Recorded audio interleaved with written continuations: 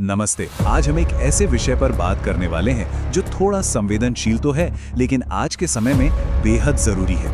हम बात कर रहे हैं ग्लोबल टूरिज्म और अंतर्राष्ट्रीय स्तर पर भारतीय पर्यटकों के प्रति तेजी से बदलती धारणा की एक ऐसी कड़वी सच्चाई जिसे अब हम नजरअंदाज बिल्कुल नहीं कर सकते। जरा सोचिए, कुछ ही साल पहले तक क्या माहौल था। दुनिया भर में जब भी भारत या यहाँ के टूरिस्ट का जिक्र होता था तो लोगों के दिमाग में योग, अध्यात्म और हमारे कल्चर की एक बहुत ही पॉजिटिव तस्वीर छप जाती थी। माना जाता था कि यहाँ से आने वाले लोग बेहद दोस्ताना, गर्मजोशी से मिलने वाले और मिलनसार होते हैं। लेकिन अब तस्वीर काफी बदल चुकी है। हाल ही में विदेशी सड़कों से लेकर सोशल मीडिया प्लेटफॉर्म्स तक ये धारणा बहुत ही खतरनाक मोड़ ले चुकी है। पहले जो स्वागत और गर्मजोशी देखने को मिलती थी, उसकी जगह अब तीखे विरोध और सच कहूं तो काफी नफरत भरे शब्दों ने ले ली है। क्या अचानक से फैल रही ये ग्लोबल नफरत सिर्फ कोई मीडिया प्रोपेगेंडा है, या फिर इन कड़वी आलोचनाओं के पीछे वाकई कोई ऐसी सच्चाई छिपी है जिस पर हमें तुरंत ध्यान देने की जरूरत है? आज के इस एक्सप्लेनर में हम इसी बात की गहराई तक जाएंगे। चलिए सबसे पहले हम ये देखते हैं कि दुनिया भर में ये नकारात्मक धारणा आखिर किस पैमाने पर फैल रही है। पोलैंड में पर्यटकों को खुलेआम नस्ली टिप्पणियों का शिकार होना पड़ा है। Kajit, you're a weapon in this country. You're a white woman. What are you going to do? Mix your genetics up with the skin? This is the whitest country on earth. You should be ashamed of yourself. Be ashamed of yourself. वहीं Kazakhstan और Malaysia जैसे देशों के कुछ होटलों में बाकायदा know Indians allowed जैसी पॉलिसीज देखी गई हैं। और तो और दुबई के कुछ 5 स्टार होटलों में तो एक खास जनसांख्यिकी के मेहमानों को अलग करके उन्हें कमतर सुविधाएं देने तक के मामले सामने आए हैं। ये तनाव अब सिर्फ इंटरनेट या सोशल मीडिया तक सीमित नहीं है। ऑस्ट्रेलिया और जापान के ओसाका में तो लोग इमिग्रेशन नीतियों और कल्चरल शिफ्ट के खिलाफ बाकायदा सड़कों पर उतरकर बड़े पैमाने पर विरोध प्रदर्शन कर रहे हैं। It seemed that Indians were not safe in Australia.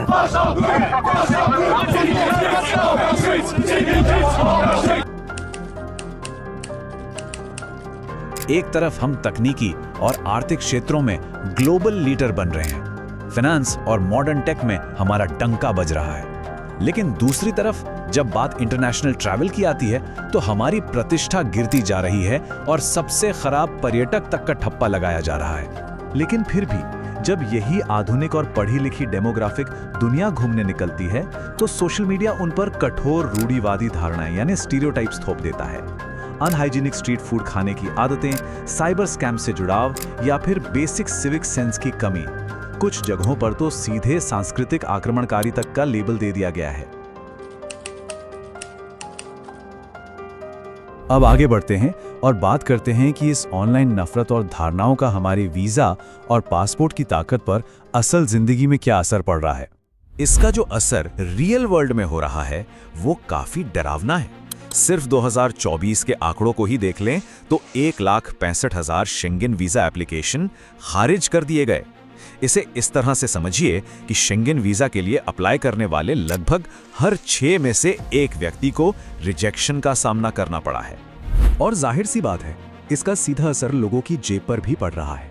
Visa खारिज होने की वजह से भारतीय यात्रियों को सिर्फ नॉन रिफंडेबल प्रोसेसिंग फीस के रूप में लगभग 136 करोड़ रुपए का भारी नुकसान उठाना पड़ा है। तो यह हम साफ तौर पर देख सकते हैं कि इस खराब वैश्विक छवि की कीमत हमें अपना पासपोर्ट कमजोर करके चुकानी पड़ रही है। दुनिया में हमारा शेंगेन वीजा रिजेक्शन रेट तीसरे नंबर पर है और नतीजा यह है कि हमारे पासपोर्ट की पावर और इंटरनेशनल पहुंच की रैंकिंग गिरकर 85वें स्थान पर आ गई है। अब जरा इस समस्या की तह तक चलते हैं और उन मूल कारणों को देखते हैं जिनकी वजह से ये सब हो रहा है। अगर हम इन आलोचनाओं पर गौर करें तो कुछ बहुत ही वैलिड पॉइंट्स सामने आते हैं। एक छोटा सा उदाहरण देखिए। लंदन के ब्रेंट इलाके में वहां के प्रशासन को सड़कों से थूका हुआ पान साफ करने के लिए हर साल 30,000 पाउंड, जी हाँ 30,000 पाउंड खर्च करने पड़ रहे हैं। ये सिर्फ एक सांस्कृतिक आदत नहीं बल्कि वहां की म्युनिसिपैलिटी के लिए एक ठोस बोझ बन गया है। इंटरनेट पर ऐसे वायरल वीडियो भरे पड़े हैं जहां पब्लिक और प्राइवेट स्पेस के बीच का फर्क ही नजर नहीं आता। लंदन के सबवे में हाथों से फैलकर खाना खाना हो, पटाया के बीच पे कचरा फैलाना हो या फिर बुर्ज खलीफा के सामने अचानक से गरबा शुरू कर देना हो। विदेशियों और वहां के लोकल लोगों के लिए ये चीजें बहुत ही परेशान करने वाली होती हैं। और कुछ मामले तो हद ही पार कर जाते हैं, जैसे वो कुख्यात व्लॉगिंग घटना जहां एक व्लॉगर ने तुर्की की एक महिला गाइड के साथ बदसलूकी की, जिसे बाद में अरेस्ट भी किया गया। सोशल मीडिया पर व्यूज और क्लाउड पाने के चक्कर में की गई एक इंसान की ऐसी हरकत से अंतर्राष्ट्रीय मीडिया में पूरे देश को शर्मिंदगी उठानी पड़ती है। ऐसा नहीं है कि इस छवि को सुधारा नहीं जा सकता। चलिए देखते हैं कि चीन ने इतिहास में अपनी ऐसी ही खराब छवि को कैसे ठीक किया। आपको शायद पता ना हो, लेकिन 2015 से पहले चीनी पर्यटकों को भी ग्लोबल लेवल पर बिल्कुल ऐसी ही आलोचनाओं का सामना करना पड़ता था। 5 स्टार होटलों के बुफे में हाथापाई करना, फ्लाइट क्रू के साथ लड़ना या फिर अपने गुड लक के लिए सीधे प्लेन के इंजन में ही सिक्के फेंक देना, जिससे कमर्शियल फ्लाइट्स तक खतरे में आ जाती थीं। अपनी इस छवि को सुधारने के लिए चीनी सरकार ने एक बेहद सख्त 4 कदम वाली रणनीति बनाई। उन्होंने खराब बर्ताव करने वाले टूरिस्ट्स की एक नेशनल ब्लैकलिस्ट तैयार की, उनके विदेशी यात्रा और हाई स्पीड ट्रेन्स में सफ़र पर बैन लगाया, एयरलाइंस में एटिकेट यानी शिष्टाचार की मैगजीन पढ़ना अनिवार्य किया और गलत हरकतों वालों को ऑनलाइन एक्सपोज कर सरेआम शर्मिंदा किया। He was banned from traveling. That tells me I'm still on the blacklist. Once you're blacklisted, you can no longer get a bank loan, start a business, buy an apartment, or even send your children to a private school. और जानते हैं इसका नतीजा क्या हुआ? ये आक्रामक रणनीति पूरी तरह से काम कर गई। सिर्फ 5 सालों के अंदर दुनिया के 10 प्रमुख देशों में चीनी पर्यटकों की धारणा में 50% तक का भारी सुधार देखा गया। मतलब डिसिप्लिन से बदलाव मुमकिन है। तो ये सब हमें इस एक्सप्लेनर के आखिरी और सबसे अहम पड़ाव पर ले आता है, भविष्य के लिए हमारी सामूहिक जिम्मेदारी।